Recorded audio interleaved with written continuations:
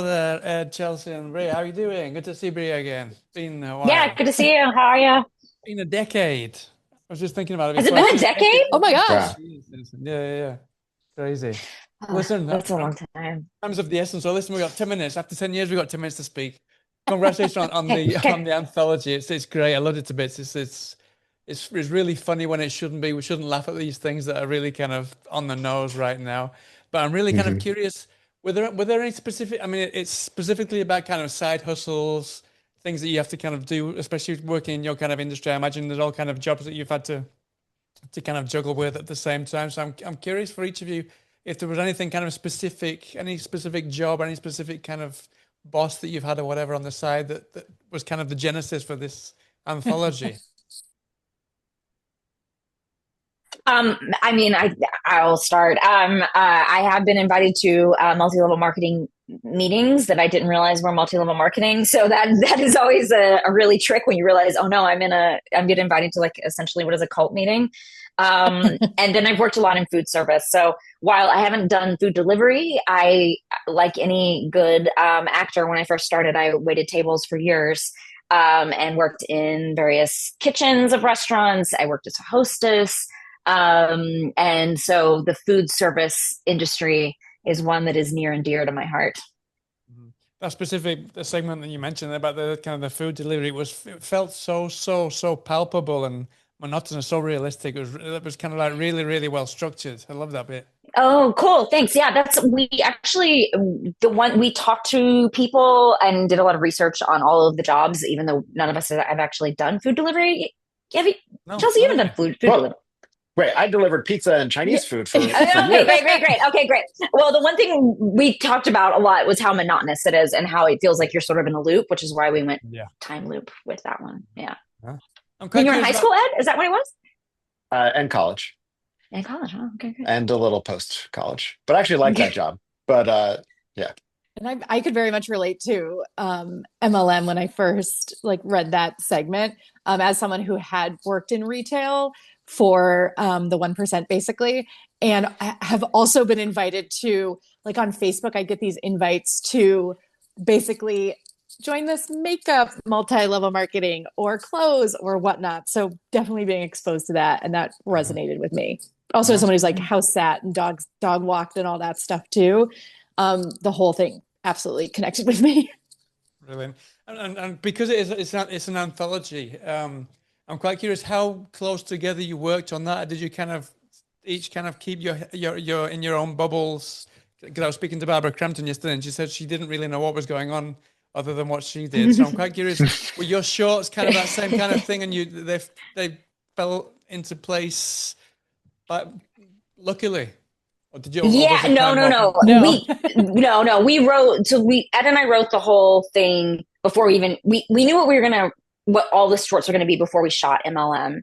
And then we shot MLM, and then we ended up writing the whole thing, and we wanted it all to feel like one big universe. So it was very intentional for it to feel like everything was connected, and like all these Yeah. actors and people would have been in the same world. Yeah. When it came to directing, we divided that up really like, we had captains of each ship and made sure that everyone had their own it was like doing episodic television or something where there's a writer, there are writers who are kind of at the top who have written what you're doing, but we all had our own voice within each segment. Uh-huh. And then Ed, I think Yeah. you've come from quite a background of music Oh video yes. direction. I'm quite curious what you think you brought to the table because of that background, and I'm curious what the rest of you thought about his direction, kind of what he brought from that background. Well, you might notice that both of my segments start almost with the music video sequence. They're both very music driven in their opening bit, and I almost feel like that was like me getting to because both of those sequences were shot after, and that was almost like me getting to like my safe space. But in general, I love the fusion of music and images. Like it's a cliche, but music is magic. Like once you add music to a film, it can really elevate a sequence. And I had a lot of experience editing music videos as well, which I think is kind of obvious from content moderation's editing. But yeah, Uh-huh. And Chelsea, Brie, did you kind of embrace that he brought his this music background, or did you kind of say, no, we need to tone it down a little bit so that it doesn't feel as much of a music video? No, I think that when it came to other people's segments, we kind of we gave thoughts, but we were definitely not giving people notes, like super big notes on their segments, except just like what wasn't working and what was working. But we wanted to make sure we all had our own creative freedom within our segments. And like producing them, like, because I was on set, you know, for the segments, and just making sure everything was running smoothly. So Brea could execute her vision and Ed could execute his. And then for mine, making sure I was still executing their vision because it is their script. And so I wanted to still put in my directing flair to it, but also making sure they were in line with all the ideas and all the things I wanted to do. So basically trying to be as cohesive as possible with everything. Yeah. And then just to finish off, I'm quite curious because it's so on the nose satirical here, and because it really echoes what's going on right now, right outdoors. I'm quite curious how you approach kind of that tongue-in-cheek comedy without it feeling too preachy, because it makes you laugh. It doesn't feel preachy whatsoever. So I'm curious how you kind of what was the gauge for that, if you will. I think our lodestar, I don't know what you would call it, but was make a fun movie. You know, we never wanted to preach to anyone. Also, this is something that everyone knows. So it was more of a fun expression of what we're all going through that can feel cathartic versus us educating someone, because no one needs to we're living in it. Sure. Yeah, we didn't have to explain that Starbucks is keeping unions from forming. Like we already know that. So that's a jumping off point of knowledge that we all know. So we didn't have to, there's no preaching. It's already happening. Yeah. We just happened to make it more of a monster movie. And I also think our actors should get a lot of credit for their delivery and how they approach the characters and the script and everything too.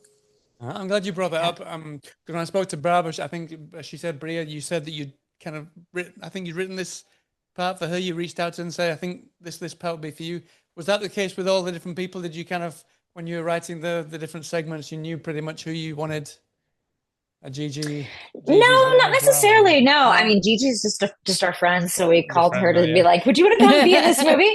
I mean, there was a lot of us calling people and being like, "Would you come be in this movie?" We were lucky enough to shoot in LA, so a lot of people live there. We could call our friends. We could call people who just come down for a day or something, and we ended up with a really great cast because of that.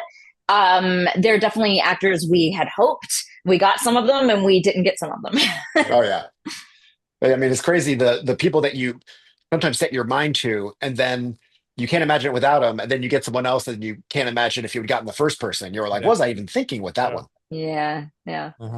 Absolutely. Well, listen, but we're all here for the Barbara Crampton cult leader phase of her career. Yes, exactly. We're all here for that. Founder. No, and she said she was really excited to kind of really embrace a kind of a more comical type of role. I mean, she has done a satire, but she's really good in this. Yeah, she's great. Yeah. Well, listen, I'm going to leave you. Thank you so much for your time. I wish you the best of luck with the premiere and the release. Thank you. And I hope you speak to you again sometime soon. Hopefully sooner than 10 years from now. 10 years. Brea. Yeah. And thank you so much for so many book recommendations on your podcast as well. Oh, great. Yes. I'm glad you listen. All right. Thank you. Thanks, Howard. All right. Take care. Bye now.